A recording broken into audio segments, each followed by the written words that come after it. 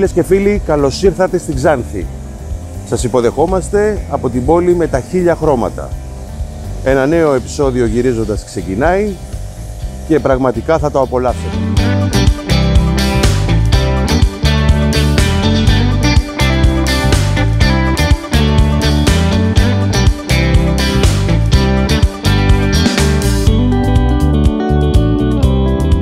Περπατάμε την πλατεία Δημοκρατίας, εδώ στην Ξάνθη.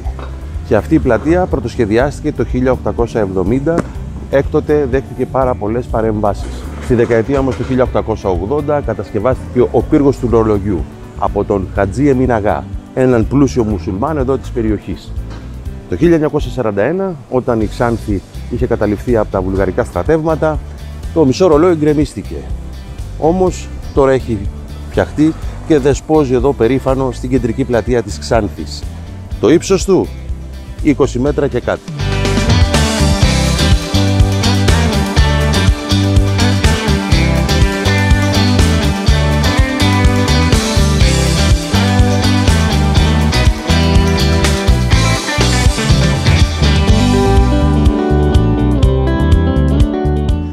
Καλά, όλο το παιχνίδι συμβαίνει εδώ, στην Παλιά Πόλη.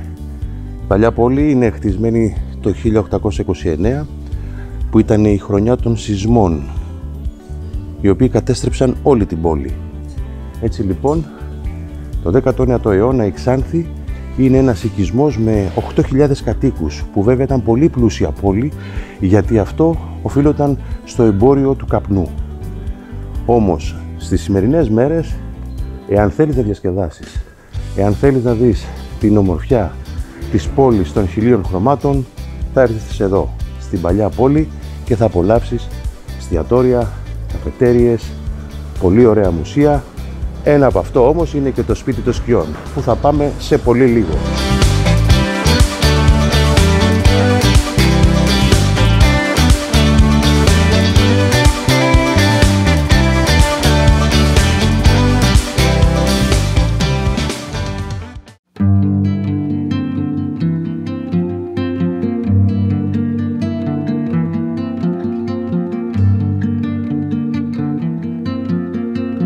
Είμαστε μέσα στο σπίτι των σκιών, που δεν έχει να κάνει καθόλου με φαντάσματα, δεν έχει να κάνει καθόλου με το αγαπημένο μας θέατρο σκιών. Έχει να κάνει με τον Τριαντάφυλλο Βαΐτσι, τον άνθρωπο που κατάφερε από άψυχα υλικά να κάνει τις σκιές να μιλούν και να κουνιούνται.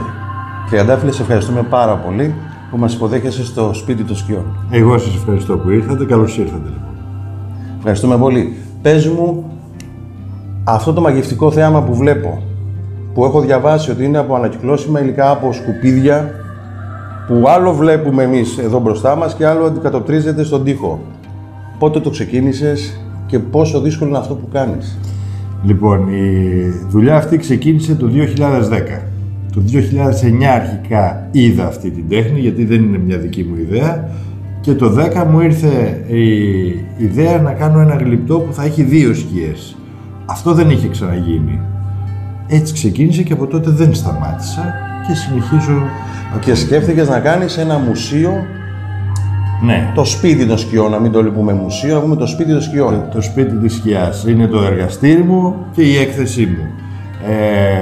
Αυτό βέβαια σαν ιδέα μου ήρθε αργότερα, γιατί έκανα εκθέσεις και σε διάφορα μέρη, σε διάφορες πόλεις, και το χειρότερό μου ήταν όταν τελείωναν οι εκθέσεις που είχα τα έργα μου στα κουτιά τους. Ήθελα αυτά τα έργα να τα έχω κάπου εκτεθειμένα και αποφάσισα να ανοίξω αυτό το χώρο, το σπίτι της σκιάς. Πόσο δύσκολο είμαστε σήμερα εδώ μπροστά από τον Γιάννη Αντετοκούμπο? Πόσο δύσκολο είναι ένας καλλιτέχνης όπως εσύ να ακολουθείς την επικαιρότητα και να δημιουργείς από τα έμψυχα υλικά μια σκιά που συζητιέται σήμερα? Ναι. Λοιπόν, είναι όντως πολύ δύσκολο να δημιουργήσει κανείς μια εικόνα και μάλιστα ένα πρόσωπο το οποίο έχει μια συγκεκριμένη έκφραση, έχει ένα συγκεκριμένο χαρακτήρα, ένα πάθος. Παρ' όλα αυτά, τίποτα δεν είναι ακατόρθωτο, χρειάζεται πάρα πολύ δουλειά. Βέβαια με τα χρόνια γίνεσαι και γρήγορος, έτσι μαθαίνεις, οπότε τώρα πια είμαι πολύ πιο γρήγορος από παλιά. Οπότε δεν φοβάμαι καμία πρόκληση.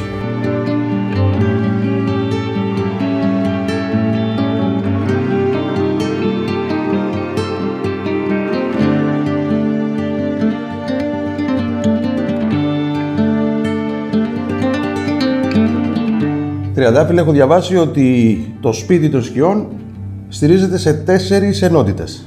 Ναι. Η πρώτη μου ενότητα είναι η ενότητα αντιθέσεις. Όπως είπα, ξεκίνησα με αυτή την ενότητα. Γιατί κάθε γλύπτο έχει 2 σκιές, είναι μια δική μου ιδέα και αυτό είναι η φιλοσοφία της τέχνης αυτής. Δηλαδή, κοιτάμε ένα αντικείμενο, ένα γεγονός, μια κατάσταση από διαφορετικές πλευρές και βλέπουμε άλλα πράγματα, βγάζουμε άλλα συμπεράσματα, ακόμη και εντελώς αντίθετα. Ξεκίνησα λοιπόν με τις αντιθέσεις, μετά έκανα τα πρόσωπα, έκανα την ενότητα ψυχή, σπήλαια του μυαλού, η οποία στηρίζεται στην αλληγορία του σπηλαίου του Πλάτωνα, και έκλεισα, η τελευταία μου ενότητα είναι η ενότητα γέννησης, η οποία όμως δεν βρίσκεται στο σπίτι σκιάς. Δεν βρίσκεται σκιάς, για να πω εγώ ότι ο Τριαντάφυλλος δεν προλαβαίνει και από το να κάνει περιοδεία αυτή την έκθεση σε όλη την Ελλάδα. Είπα αλήθεια, νομίζω. Λοιπόν, ναι, τη μισή αλήθεια. Αυτή τη στιγμή η έκθεση είναι στο Πλανητάριο στη Θεσσαλονίκη. Υπάρχει και άλλη μια έκθεση η οποία περιοδεύει, είναι η έκθεση Πέρα από το ορατό. Τέλεια. Τριαντάφυλλε, εμείς σε ευχαριστούμε πάρα πολύ για την φιλοξενία. Σε ευχαριστούμε που μας είπες 2 λόγια και εμείς θα συνεχίσουμε να απολαύσουμε με την ηρεμία μας αυτό το μαγικό σπίτι των σκιών. Να είσαι πάντα γερός. Εγώ ευχαριστώ. Να είστε καλά.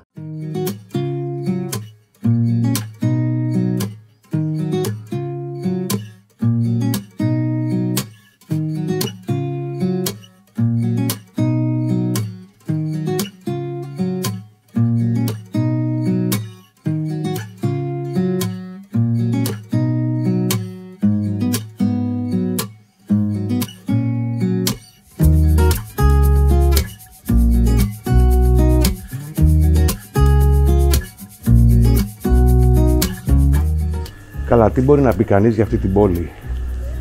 Δεν είναι τυχαίο. Η πόλη των 1000 χρωμάτων. Κοιτάξτε εδώ, κτίρια παλιά. Δεν υπάρχει. Μη και δεν έρθει κανένας στην Ξάνθη.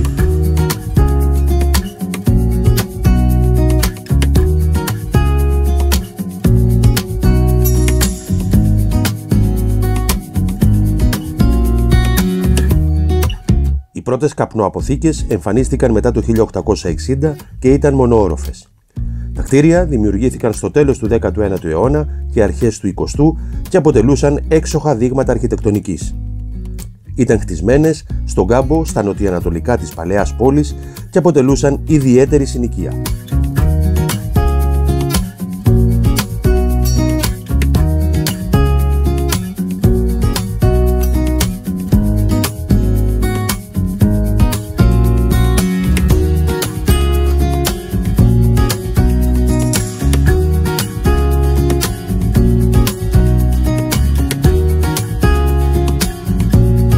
Είμαστε στο Πόρτο Λάγος, σε ένα πλωτό μοναστήρι μοναδικής ομορφιάς. Εδώ είναι ο Άγιος Νικόλαος και απέναντι εκεί είναι η μονή της Παναγίας της Φαντάνισσας, όπου εκεί υπάρχει και η θαυματουργή εικόνα, όμως αντίγραφο, γιατί η πραγματική εικόνα είναι στη Μονή Βατοπεδίου. Και οι 2 αυτές μονές ανήκουν στη Μονή Βατοπεδίου.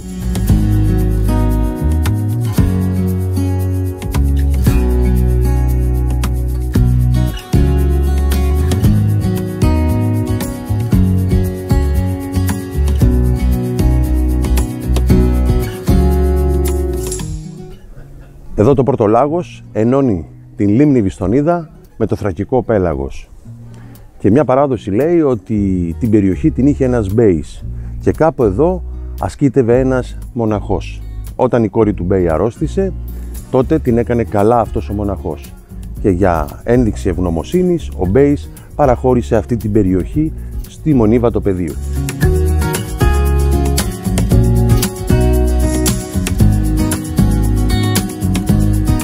Σύμφωνα με μια παλιότερη παράδοση, εδώ το μετόχι του Αγίου Νικολάου εγκαινιάστηκε από τον Πατριάρχη Νεκτάριο, υπό την παρουσία του Βυζαντινού Αυτοκράτορα Αρκάδιου.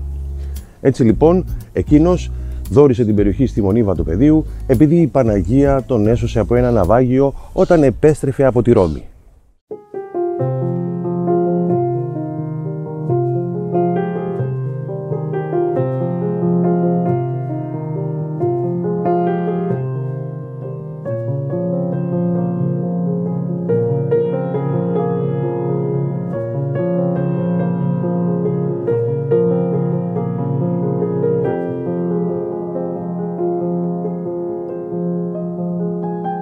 Κύριε Περιφερειάρχα, είναι μεγάλη μας η τιμή που μας υποδέχεστε έξω από το σπίτι του Μάνου Χατζηδάκη. 23 Οκτωβρίου του 1925 γεννήθηκε αυτός ο τεράστιος άνθρωπος του πολιτισμού.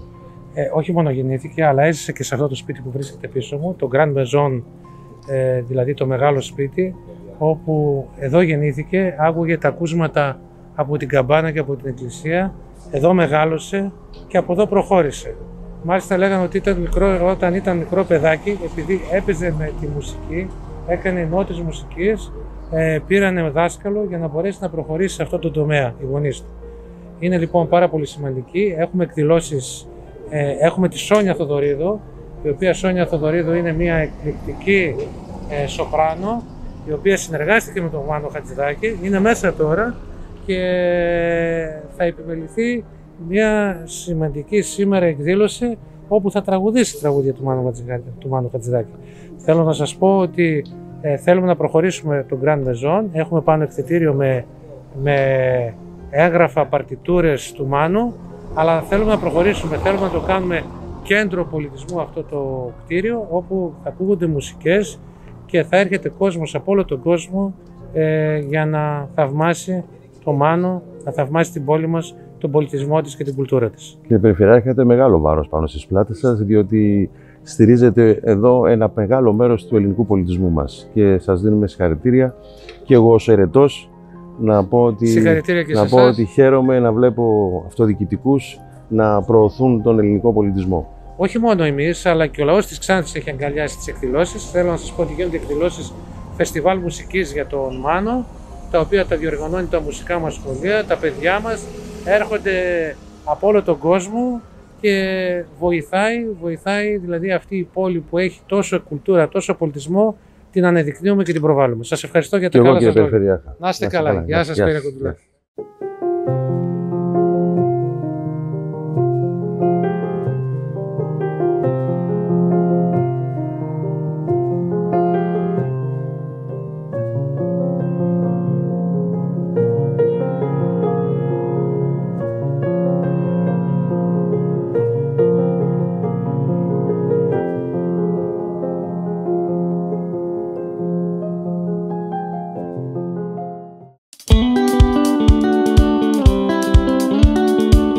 Ξάνθη, με την πρώτη ματιά σου κλέβει την καρδιά. Είναι μια πόλη με τεράστια ιστορία. Αν σας άρεσε αυτό το βίντεο, κάντε ένα like και μια εγγραφή στο κανάλι μου. Όμως δεν σας αποχαιρετάμε εδώ, απλώς βάζουμε μια άνω τελεία. Γιατί το οδηπορικό μας συνεχίζεται στα Πομακοχώρια. Μέχρι το επόμενο επεισόδιο λοιπόν, να είστε γεροί και αισιόδοξοι.